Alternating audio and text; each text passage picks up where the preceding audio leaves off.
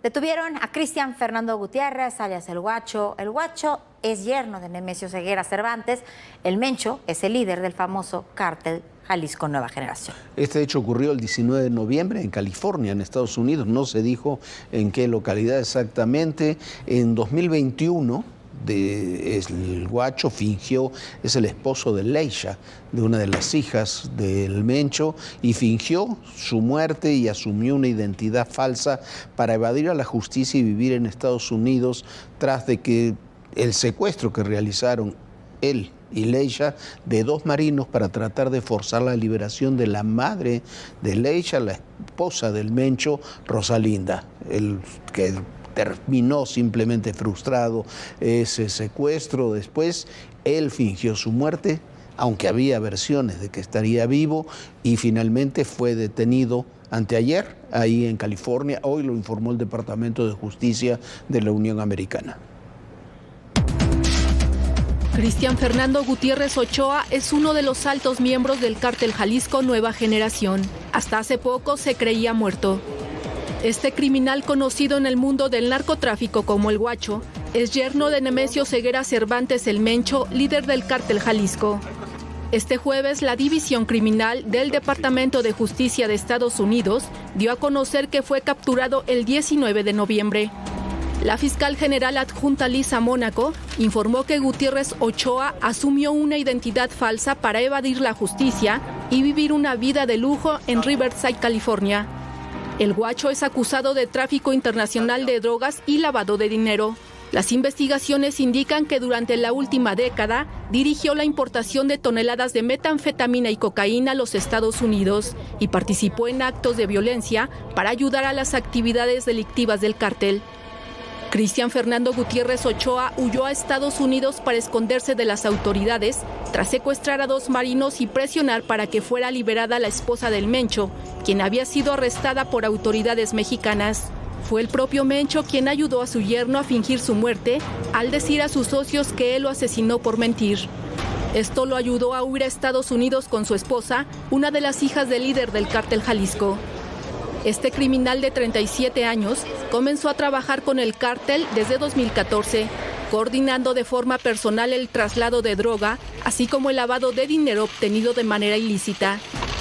De ser declarado culpable, enfrentaría una pena mínima obligatoria de 10 años de prisión, una pena máxima de cadena perpetua por el cargo de conspiración para distribuir drogas y una pena máxima de 20 años por conspiración para lavar dinero.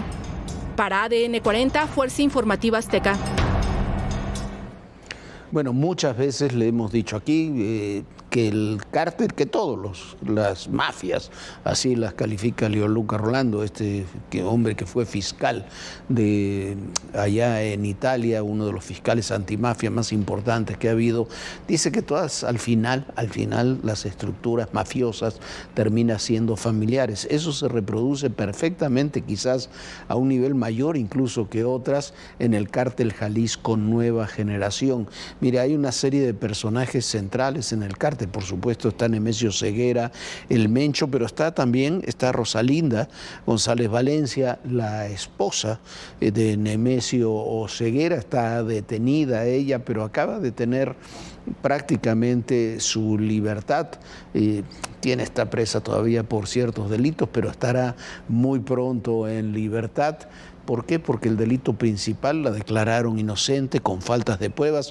Está el que iba a ser el sucesor del Mencho, Rubén Ceguera González, que está ya en Estados Unidos, está en proceso ahí en la Unión Americana. Hay quienes dicen que podría estar negociando su situación.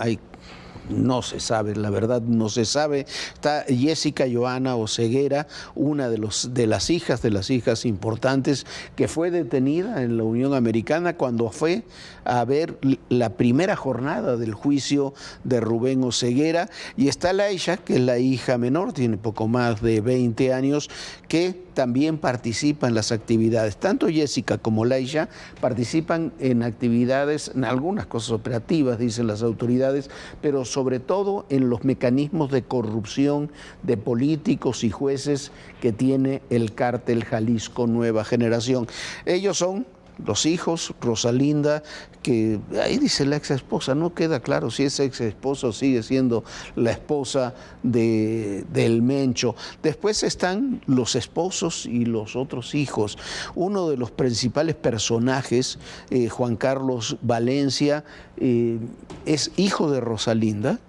Es hijo de Rosalinda, le dicen el R3, el 03 o el Pelón, y es uno de los que están anotados en los primeros lugares para quedar como sucesores del Mencho, que como le hemos dicho en otras ocasiones, es un hombre que está muy delicado de salud. Está Alonso Guerrero Covarrubias, es uno de los ahijados, es uno de los principales operadores de este cártel. Está el esposo de Joana, que también es otro de los principales operadores, es el que tiene control de Colima y de otras regiones, es Julio Alberto Castillo Rodríguez, decíamos el esposo de Joana, y el que acaba de ser detenido, Cristian Fernando Gutiérrez el Guacho, que es el esposo de Leisha. Él tiene 37 años, Leisha tiene poco más de 20, debe tener 25 años en la actualidad. Esos son los personajes que están jugando. Ellos, otro personaje que le apodan el Sapo, otros personajes que son importantes en la operación, son los que están ahí en la primera línea de sucesión del cártel Jalisco Nueva Generación. Estaban también los Queenies, que son los hermanos de Rosalinda, pero prácticamente esa estructura, la enorme mayoría de ellos están detenidos, y muchos de ellos en México, algunos de ellos en México y muchos otros en la Unión Americana. ¿Es muy importante esta detención del Guacho? Sí. ¿Por qué? Primero, porque tenía una identidad falsa, y segundo, porque es el que estaba operando cosas dentro de la propia Unión Americana. Bueno, y cuando se dice que no hay narcotraficantes en los Estados Unidos, sí, sí los hay, y son socios de los mexicanos y están operando en los Estados Unidos. Y a punto de cumplirse 4 meses de la detención del Mayo Zambada y el Chapito, sigue la violencia en Culiacán. Estamos por llegar a los 500,000 muertos tan solo en este tiempo. ¿Qué? 500 muertos. 500 muertos, en este tiempo, y 500 desaparecidos en esa ciudad. Pero ha habido también detenciones importantes, muchas de ellas de la célula de los Chapitos, de esta denominada de los Deltas. Pedro de Legarreta fue una de las más recientes víctimas debido a la ola de violencia que desde hace 4 meses incrementó en Culiacán, Sinaloa. Era fundador de la organización civil Vía Familia y militante del PAN. La noche de este 20 de noviembre fue atacado a balazos afuera de su casa y despojado de su vehículo, mientras que la madrugada de este jueves reportaron hechos violentos en varios puntos de la capital sinaloense. En uno de ellos, civiles armados dispararon contra una vivienda donde las autoridades localizaron varios casquillos percutidos y una mujer sin vida. En otro hecho, civiles armados tumbaron el portón principal de un domicilio al cual ingresaron y robaron documentos y pertenencias, en tanto que 4 personas fueron reportadas como desaparecidas tanto en Culiacán como en Mazatlán. Es parte de lo que ocurre tras la detención de Ismael El Mayo Zambada el pasado 25 de julio. Desde ese momento, su hijo, el Mayito Flaco, comenzó una afrenta contra los Chapitos, acusados de traición y de llevar al Mayo a Estados Unidos. En 72 días, el reporte es de 450 personas asesinadas. Tan solo en la última semana, contabilizaron 43 muertos. En cuanto a las desapariciones forzadas, la cifra supera los 340 casos. 24 de ellos ocurrieron en la última semana. Otro delito que incrementó fue el robo de vehículo, que lleva hasta el momento 1,205 unidades denunciadas. Al mismo tiempo, las autoridades federales han realizado decomisos, como este jueves, cuando elementos de la Marina decomisaron precursores químicos, municiones y vehículos durante un operativo en las comunidades de Guamuchilera, Bacata y Tecomate, Culiacán. En cuanto a las detenciones, indican que han logrado la detención de 142 personas. 2 de ellos eran líderes de los Deltas, un grupo armado bajo las órdenes de los Chapitos. El primero fue detenido en Cancún, Quintana Roo, el pasado 16 de octubre. Identificado como La Madrid, estaba a cargo del trasiego de droga desde Sonora hacia Arizona. Mientras que Ramón G., alias El Kiki, presunto jefe operativo de los Deltas, fue vinculado a proceso. y Omar Félix, líder de Los Pelones, quien también operaba para Los Chapitos, fue detenido el viernes 15 de noviembre. Por esta violencia, 164 escuelas de Culiacán y del Dorado permanecen cerradas. De acuerdo con autoridades educativas, en la capital del estado, 50% de los planteles han podido reanudar las clases presenciales. Sin embargo, no es el único sector perjudicado por las balaceras y homicidios dolosos. Los músicos y meseros se han visto afectados, por lo que este jueves se realizó una recaudación de fondos denominada Jálate por la Banda.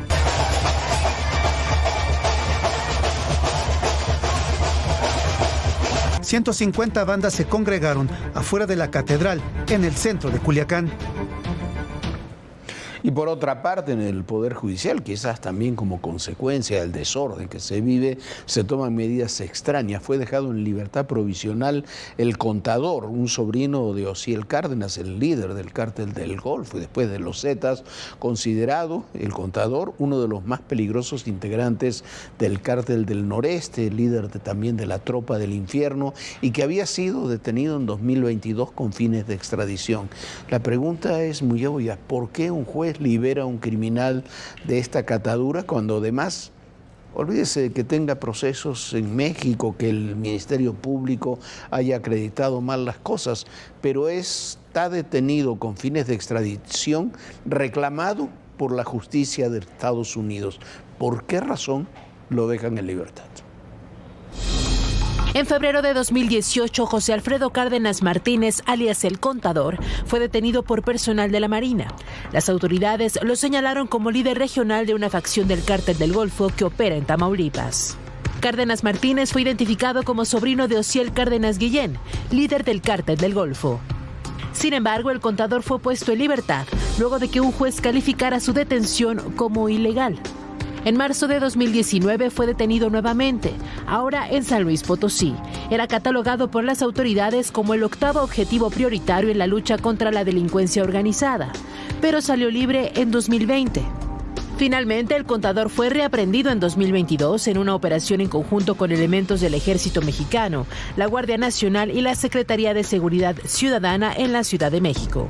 Y este miércoles, un juez de distrito especializado en el sistema penal acusatorio con residencia en Almoloya de Juárez ordenó revocar la prisión preventiva. El cambio de medida cautelar lo determinó bajo los argumentos de que la autoridad ministerial no acreditó las causas que motivaron la prisión preventiva, debido a que no refirió los hechos materia de extradición, no señaló investigación contra el extraditable en México y consideró que no existe riesgo de evasión. Ahora el contador deberá presentarse cada semana ante el presidente municipal de Matamoros, Tamaulipas, y garantizar el pago de 5 millones de pesos. Además, tiene prohibido salir del país sin autorización judicial, acercarse a la Embajada de Estados Unidos y víctimas. Tendrá vigilancia de autoridad supervisora y portará un brazalete electrónico. El contador es responsable de diversos delitos, entre ellos secuestro y venta ilegal de combustible en Tamaulipas. Cárdenas Martínez operaba en los municipios de Matamoros, Tampico, Ciudad Victoria, San Fernando, Ciudad Madero y Reynosa.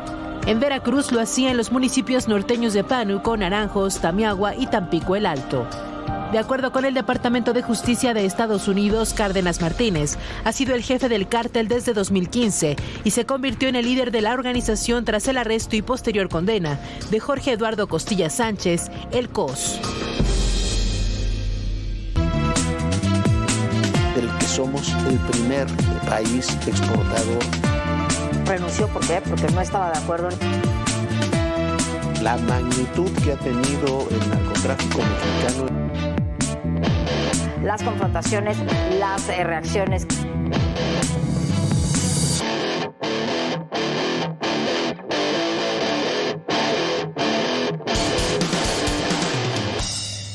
Bueno, y el plan C del presidente López Obrador, el expresidente López Obrador, que se ha implementado a rajatabla en este primer periodo legislativo, como era previsible, termina en un caos institucional, político y además administrativo, sobre todo por una reforma judicial sin pies ni cabezas y por la desaparición forzada de los organismos autónomos que esto es gravísimo, sobre todo para las futuras inversiones y las inversiones actuales que tenemos en nuestro país, ¿no, Jorge? Sí, por supuesto, la desaparición de los organismos autónomos parece más una venganza política que una necesidad institucional.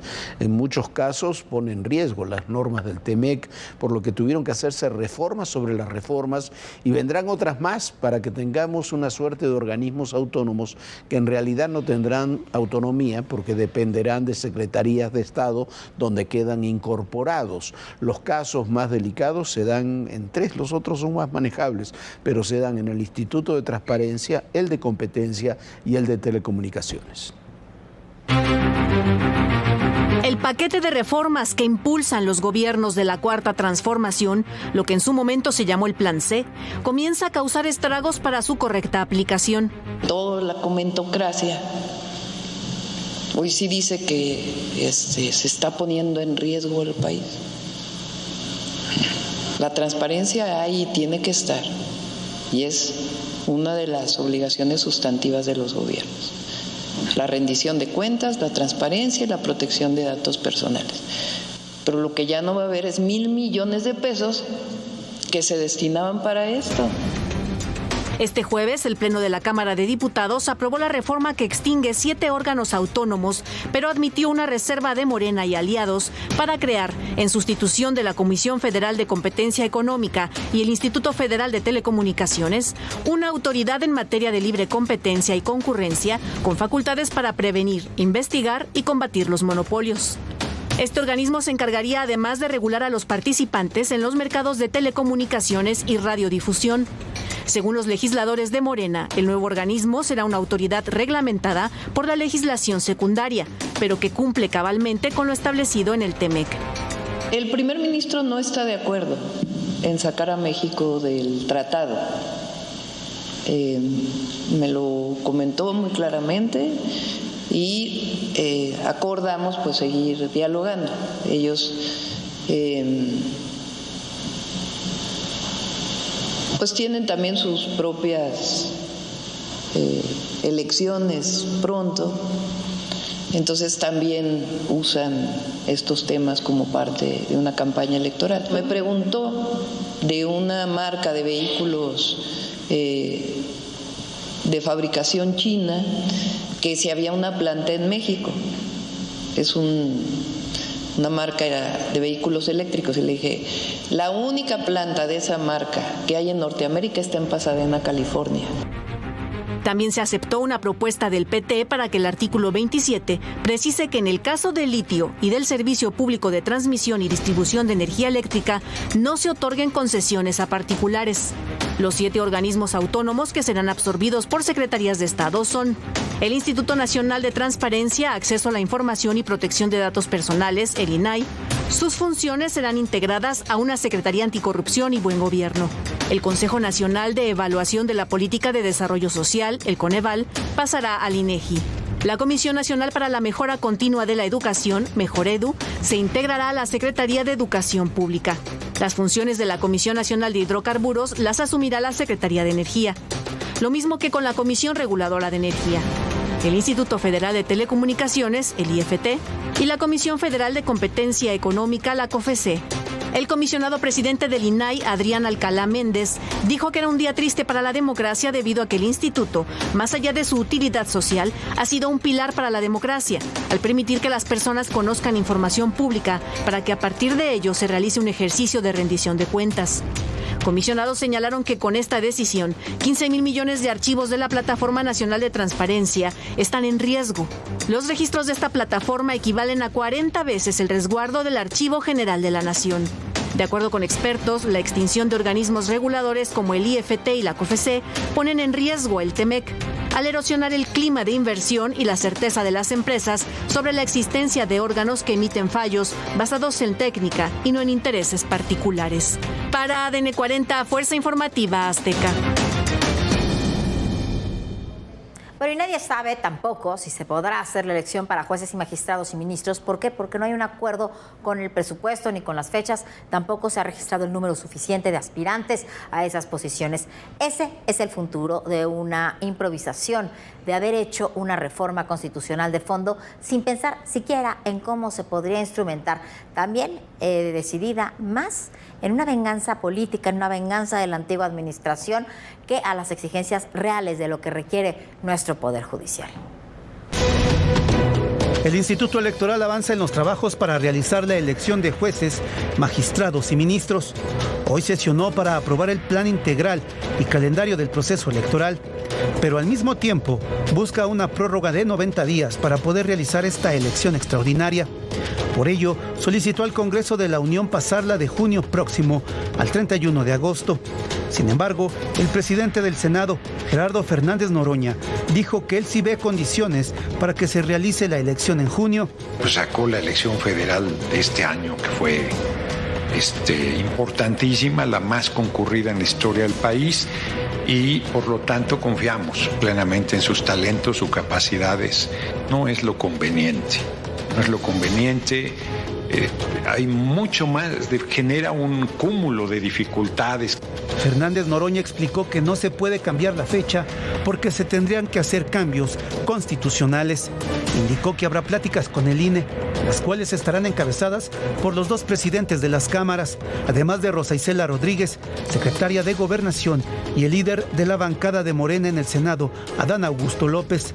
Dijo que no se ha tomado una decisión sobre la prórroga. Sin embargo, aclaró que el asunto no llegará al Pleno del Senado. Por lo pronto, el INE indica que tiene previsto la instalación de 170,000 casillas con el presupuesto requerido, que era de 13,000 millones de pesos, un tema que también se ha convertido en otro frente abierto, pues mientras el Ejecutivo asegura que se puede realizar la elección con menos recursos, el INE prevé que en caso de no contar con los necesarios, se ajustará e instalarán menos casillas. Otro tema es el número de candidatos registrados. Hasta el momento van 5,374 perfiles inscritos ante los 3 comités de evaluación. Se requiere un mínimo de 5,410, por lo que faltan 36, de los cuales 3,983 corresponden al Poder Legislativo, 1,000 al Ejecutivo y 379 al Poder Judicial. El plazo vence este 24 de noviembre. La oposición acusa que Morena amaña el registro. Yo he sabido que Morena está forzando a militantes de ellos a irse a registrar para que no fracase.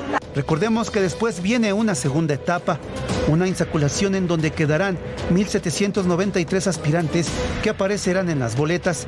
La elección, que está programada para el primer domingo de junio de 2025, se elegirán 881 cargos. En medio de este proceso, presentó su renuncia la encargada de la Secretaría Ejecutiva del INE, Claudia Suárez. Tenía menos de 10 meses en el cargo. Se trata del segundo puesto de importancia en el Instituto Nacional Electoral. Bueno, y vamos a otro tema. La Corte Penal Internacional expidió una orden de detención contra el mandatario Israel Benjamín Netanyahu en medio de una fuerte controversia internacional respecto a esa medida y en plena guerra en Gaza, Líbano y Siria contra Hamas y Hezbollah. Sí, y cuando aún permanecen secuestrados por lo menos 100 rehenes israelíes en manos de Hamas o de sus patrocinadores de Irán. Jueces de la Corte Penal Internacional emitieron órdenes de arresto. Fue contra el primer ministro de Israel, Benjamín Netanyahu, su anterior ministro de Defensa, Yoav Gallant, y también contra Mohamed Deif, un líder de Hamas. Esto pese a que el ejército israelí afirmó que murió en un ataque aéreo en Gaza en julio pasado. Los jueces de la Corte Penal dicen que encontraron evidencia razonable para afirmar que los tres son responsables de presuntos crímenes de guerra y crímenes contra la humanidad que habrían sido cometidos durante la guerra entre Israel y Hamas. La oficina del primer ministro de Israel rechazó las acusaciones de la Corte Penal Internacional. Netanyahu se refirió a la Corte como un órgano político parcial y antisemita.